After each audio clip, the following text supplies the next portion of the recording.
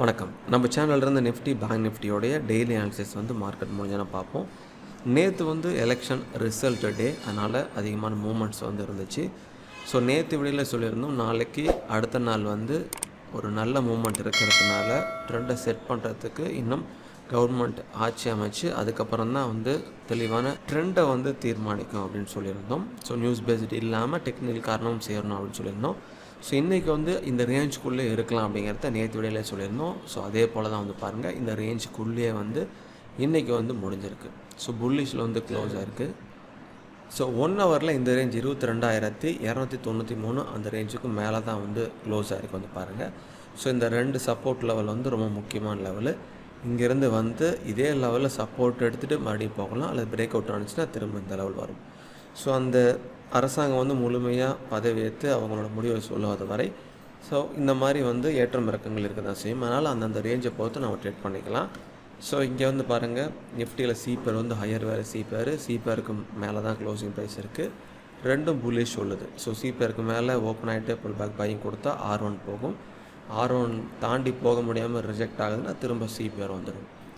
R1 தாண்டி pull back buying கொடுக்குதுன்னா அது அப்படியே R2 போகும்.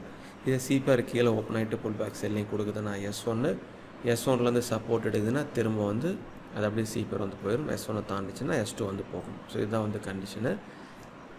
சேம் தான் பேங்க் நிஃப்டிக்கு நடந்திருக்கு பாருங்கள். இந்த ரேஞ்சை தாண்டாத வரை கிளியரான செட் அமையாதுன்னு சொல்லியிருந்தோம். இன்றைக்கி இன்சைட் ரேஞ்சுக்குள்ளே அமைஞ்சிருக்கு, புல்லிஷில் முடிஞ்சிருக்கு. ஸோ அதனால் எப்போ இந்த ஹையை தாண்டி ஹை க்ளோஸ் ஆகிட்டு அப்படியே இந்த ரேஞ்ச் தாண்டுதோ அப்போ இன்னும் தொடர்ந்து மேலே போகலாம். அல்லது இங்கே ரிஜெக்ட் ஆகுது அப்படின்னா அது தகுந்தாற்போல் கீழே இதையும் தாண்டுதுன்னா கீழே போக வாய்ப்புகள் இருக்குது. இன்னும் அந்த இழுபறி நிலை மேலேயும் கீழேயும் மாறிட்டு தான் இருக்குது. எக்ஸாக்டாக இந்த திசை போகும்னு தீர்மானமாக இல்லை. அதனால் அந்த தீர்மானமான திசை வர வரைக்கும் இந்த மாதிரி தான் இருக்கும். அதனால் ரேஞ்ச் ட்ரேட் பண்ணுறது நல்லது.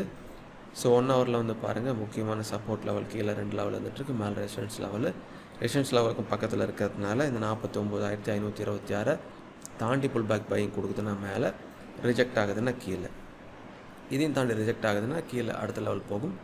47,384, 46,777 அப்படின்னு இருக்குது. ஸோ இந்த லெவல் சப்போர்ட்டு இங்கே சப்போர்ட் அடிச்சுன்னா மேலே, இதை ரிஜெக்ட் ஆகிடுச்சுன்னா கீழே, இங்கேருந்து சப்போர்ட் எடுக்கலாம். ஸோ இந்த லெவலில் தாண்டி புல் பேக் பையிங் கொடுக்குதுன்னா தொடர்ந்து மேலே போக வாய்ப்புகள் இருக்குது. ஸோ என்ன ஆகுதுன்னு பார்ப்போம். சிபேர் பாருங்கள், இந்த சிபேருக்கும் உள்ளே இருக்குது. ஸோ அது அப்படியே இதுக்குள்ளே அமைஞ்சிருக்கு. இந்த சிபேருக்கு மேலே தான் இருக்குது. ஸோ அதனால் இங்கேயும் சிபேருக்கு மேலே கேல்சிக்ஸ் ஓப்பன் ஆகிட்டு புல் பேக் பையிங் போடுதுன்னா R1 போகும்.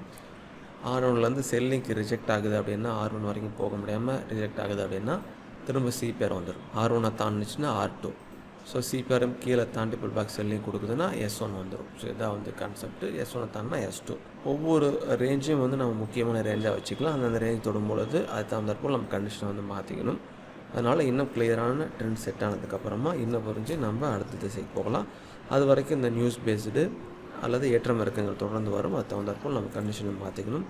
ஸோ இதுதான் இன்றைக்கான ரிசர்ச். இந்த ரிசர்ச்சோடு உங்களோட ரிசர்ச்சும் பண்ணுங்கள். எல்லா விடையும் பார்த்துட்டு உங்கள் சொந்த மொழி ஸ்டார்ட் பண்ணுங்கள். மிக்க நன்றி.